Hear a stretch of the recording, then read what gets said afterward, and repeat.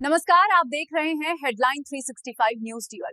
यहाँ डर नहीं, दबाव नहीं, यहाँ सिर्फ सच बोलने की हिम्मत है। मध्य प्रदेश की सांस्कृतिक और ऐतिहासिक नगरी इंदौर में एक बार फिर से एक दिल दहला देने वाला मामला सामने आया है, जो राज्य में लगातार बढ़ते महिला अपराधों और संगठित देह व्यापार की काली सच्चाई को उजागर करता है।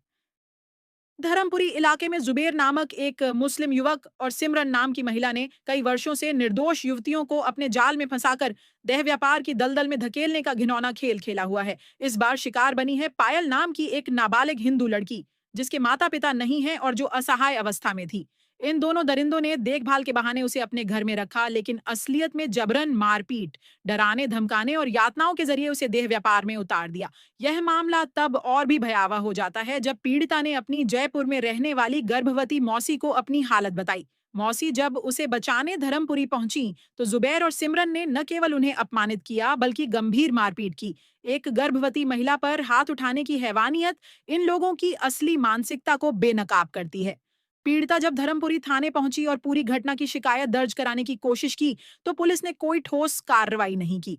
पीड़िता का स्पष्ट आरोप है कि जुबैर और सिमरन की पुलिस में तगड़ी सेटिंग है, जिसके चलते उनका इतने वर्षों से यह गंदा धंधा चलता रहा और आज भी वे बेखौफ घूम रहे हैं। क्या यही है मध्य प्रदेश पुलिस की कार्यशैली? क्या निर्दोष नाबालिगों की सुरक्षा और न्याय सिर्फ कागजों तक सीमित रह गया है? यह घटना अकेली नहीं है।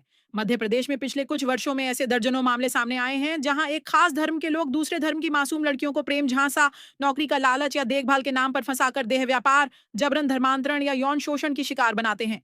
इंदौर जैसे शहर में जहां शिक्षा और संस्कृति की बात होती है, वहां यह संगठित गिरोह खुलेआम फल फूल रहा है। जुबैर और सिमरन जैसे लोग समाज की इस कमजोरी का फायदा उठाकर हिंदू समाज की बेटियों को निशाना बना रहे हैं। यह न सिर्फ अपराध है बल्कि एक सुनियोजित साजिश जैसा लगता है, जो समाज को तोड़ने की कोशिश कर रही है। प्रशासन और पुलिस को सख्त होकर ऐसे तत्वों पर तुरंत कार्रवाई करनी चाहिए। जुबैर और सिमरन को तत्काल गिरफ्तार किया जाए, उनके खिलाफ पोक्सो एक्ट, मानव तस्करी, बलात्कार, मारपीट और संगठित अपराध की धाराओं में मुकदमा दर्ज हो। पुलिस की मिलीभगत की जांच हो और दोषी अफसरों पर भी सख्त कार्रवाई हो। यदि पुलिस खुद अपराधियों की ढाल बन रही है तो आम जनता का भरोसा कैसे टिकेगा? यह वक्त है कि समाज जागे, हिंदू समाज अपनी बेटियों की रक्षा के लिए एकजुट हो और ऐसे दरिंदों को बर्दाश्त न करे।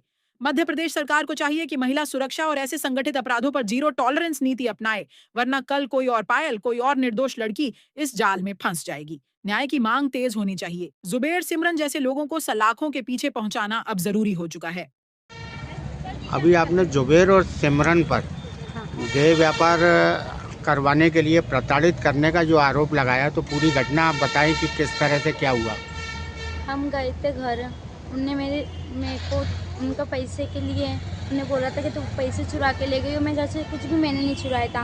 तो बोलते मैं पैसे वसूल करूँगी, तेरे से गलत काम करवाऊँगी, तभी मैं तुझे घर से जान दूँगी, तभी तेरा सामान दूँगी। और वो लोगों भी आते थे घर पे रोज़, लड़कियों आते थे, गलत काम करते थे और वो चले जाते थे। मेरे को भी कह रहे थे, तो मैंने उसमें नहीं करा। तो फिर मैंने अपनी मौसी को ऐसी बात बताई, तो फिर मौसी ने बोला, तो फिर वो झगड़े करने लग गए। फिर ना उनको मारा था। आप उसके संपर्क में आई कैसे?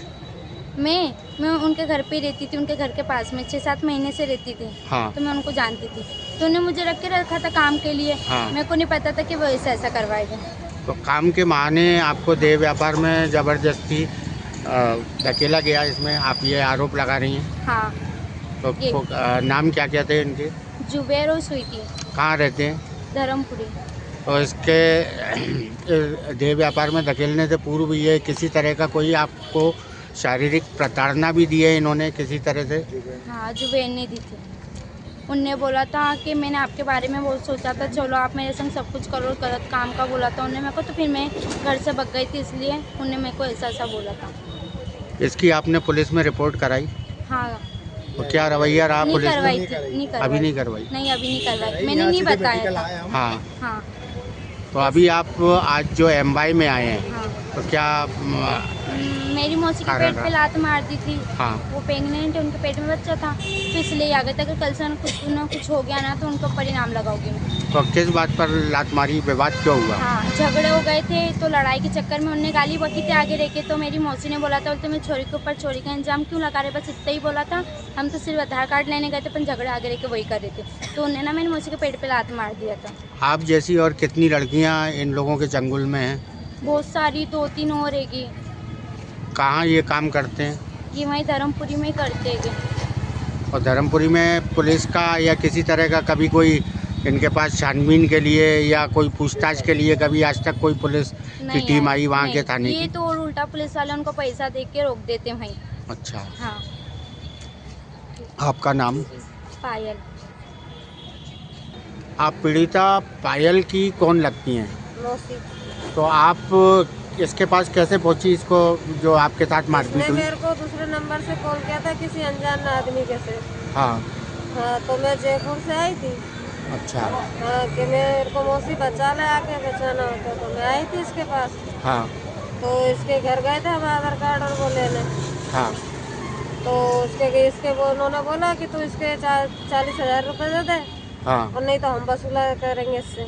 अच्छा, मतलब इसको आप लेकर जाएंगी अपने साथ? हाँ, लेके जाने के लिए आए थे। तो आपसे उल्टे पैसे हाँ, मांगे?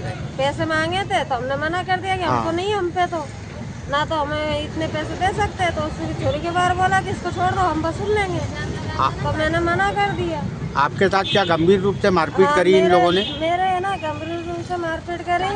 रानी और स्वीटी ने पकड़ा था, हाँ, और जुबेर ने लात मारी थी मेरे पेट में। अच्छा, तो मैं 3 महीना की तो प्रेग्नेंट हूँ। हाँ। मेरे बच्चे बच्ची भी पेट में लग गई थी। हम्म, तो मेरे को पता नहीं कौन सा हॉस्पिटल में ले जाके भर्ती कराया। पायल ने करवाया था। और इन लोगों ने मेरे साथ मतलब मारपीट करी हरकत। तो उसके बाद में मेरे को थाने यहाँ पे भेजा गया हॉस्पिटल में। आपका नाम? मेरा नाम दीपा।